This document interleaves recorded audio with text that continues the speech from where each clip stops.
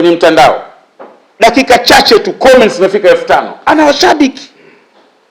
Sasa ukitengeneza urafiki naye, national team inacheza, ukawatumia wale influencers, watu wenye ushawishi. Siku hizi kuna ma comedians wana fans, kajenga urafiki nao, mahusiano. Kwa hiyo sisi tutakachofanya ni kushirikisha wadau kwanza, sababu itakuwa ni dhambi sana. Najua mechi za timu ya taifa zitajaza, no doubt, lakini Burkina Faso wanacheza na Burundi, itakuwa dhambi sana watu hamna uwanjani.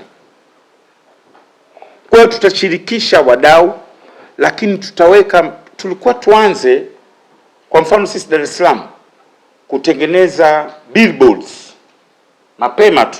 Tulikuwa tuanze kwenye mitaa yote mikubwa, lakini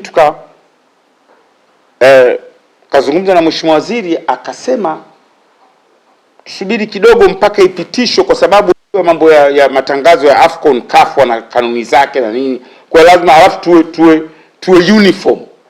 Dar es Salaam ifanane na Zanzibar, ifanane na Arusha katika swala hilo la matangazo. Lakini tushaanza na kweli umebaki mwaka sasa hivi. Tuko chini ya mwaka mmoja, tunahitaji maandalizi mapema, tunahitaji kila mtu ajue, lakini tutasubiri, tutatoa sasa, tutafanya press moja kuelezea hiyo strategy nyingine. Sababu mimi sita mambo ya technical, mnanijua, sitaongelea hata siku moja mambo technical. Nilikuwa nakwepa sana vitu technical hata nilipokuwa msemaji wa vilabu, sababu mimi sina hata cheti cha awali cha ukocha.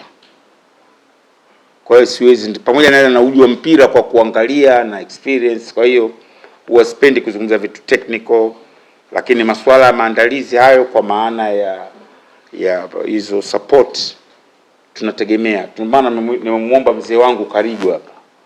Karigo ni mwenyekiti wa fans wa mpira na chama chake kimesajiliwa, na msichokijua mimi Karigo bana alinipa umakamu mwenyekiti. Nilikuwa makamu mwenyekiti wa kile chama miaka kinaanza, mimi ndo makamu mwenyekiti wa kwanza. Na picha zipo, yes. Kwa hiyo na maonyesha support kubwa kwa miaka yote ya timu ya taifa. Nakumbuka kuna mashindano ya Kosafa alifanyika South Africa 2014 15. Kumji gani unaitwa? Rustenburg. Mimi nakujua Rustenburg. Yule yupo. Pokea baadaye akamia South Africa katupokea. Kwa hiyo mkiona hivi, kwa mfano hapa, sio kwamba analipo yule. Kuja gari yake tia mafuta kusupport timu ya taifa. Anasafiri kwenda huku, anapenda timu ya taifa. Yanga sana, lakini pia timu ya taifa sana. Aliwahi kuwa mjumbe wa kamati ya utendaji yule ya Yanga. Na katika mikutano kama hii msione ajabu singine nikawa na supporters wangu ambao watakwenda kutuamshia amshamshi. Mimi kazi nilopewa ni msemaji wa timu za taifa. Mkiwa na jambo mnaweza kunipigia simu kwenye timu ya taifa. Kwenye timu ya taifa. Udaku jana Haji ulicheza sana pale jukwani kwa Diamond. Siniulize. Hilo mwachie dada yangu Maimartha na wengine. Sawa? Lakini ama mswala wa timu ya taifa niulizeni. Na majawabu sina, narudi kwa baraza watanambia. Narudi kwa shirikisho watanambia. Narudi kwa chama cha riadha watanambia. Mwaka nieleze kitu kimoja. Hili nilokuwa nalisema hapa la kuhusu timu ya taifa, nilisahau kitu kimoja muhimu sana. Mwaka 1979 Mohamed Ali alikuwa anafanya ziara katika nchi, baadhi ya nchi hususan kwa Afrika, wasusie mashindano ya Olympic yaliokuwa yakifanyika Moscow mwaka 1980. Na akataka kuonana mpaka na baba wa taifa hapa. Nadhani alishia kuonana na foreign minister, nadhani alikuwa Mzee Mkapa. Yaani kuonyesha Marekani, kwa sababu inataka nchi nyingi zisiende Moscow. Mambo ya siasa zao za mashariki na Marekani wakati ule.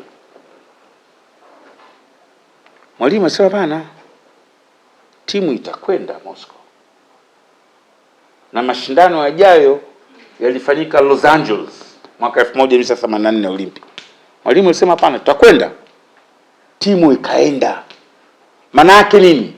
Msimamo wa nchi ulikuwa zaidi ya machafuko au mitifuano ya kisiasa. Na mind you, ile ndio Olympic peke yake tulishinda medali. Sasa mpira huu tuachiwe tu. Tofauti zenu za kisiasa, mimi ningeomba endeleeni nazo, lakini msihusishe mpira wetu.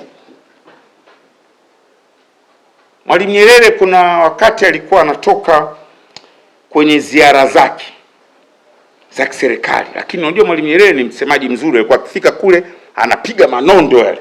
Wakati huo kwa siasa za mashariki na magharibi. Katika zile nondo akategemea dunia itasisimka, na kweli ilisisimka. Hasa akarudi hapo uwanja wa airport. Yanga nao siku hiyo hiyo wanapishana ndege tu, wanatoka zao kucheza. Nadhani ilikuwa kama sio Nigeria au kama sio Nigeria, Ghana, kucheza na Asante Kotoko. Wananchi wanaenda kuwapokea pale. Hasa akashangaa, akakuta Nyomi. Mzee Mangala Tabu ndio mwenyekiti wa Yanga wakati ule. Mzee Mangala, vipi? Wamekuja kunipokea? Akaambia hapana bwana, hawa hawajaja kupokea, wao wamekuja kumpokea Yanga yao hapa. Ndio. Hawa hawajaja kukupokea baba wa taifa. Hawa wamefuata Yanga yao.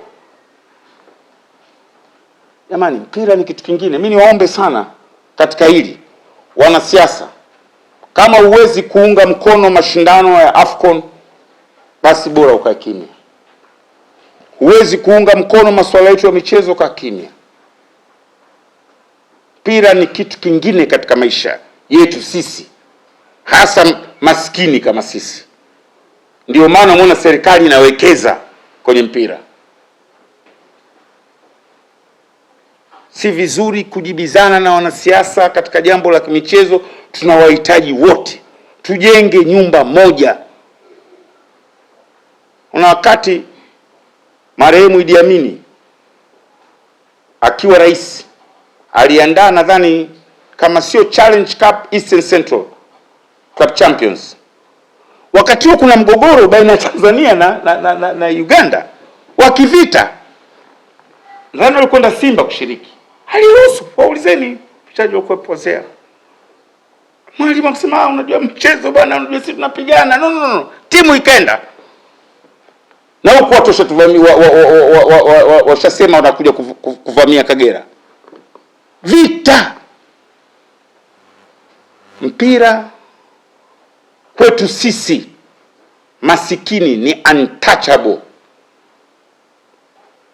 Tafuteni eneo lingine, zungumzeni, hata wakatazi mambo yenu hayo, sisi hatuingilii. Lakini tusiguswe kwenye mpira wetu. AFCON Mungu akipenda itafanyika, na FIFA, CAF hawadeal na CCM wala chama chochote cha siasa, wala hawadeal nazo. Kwa hiyo mimi ningeomba wanasiasa mtuachie football yetu.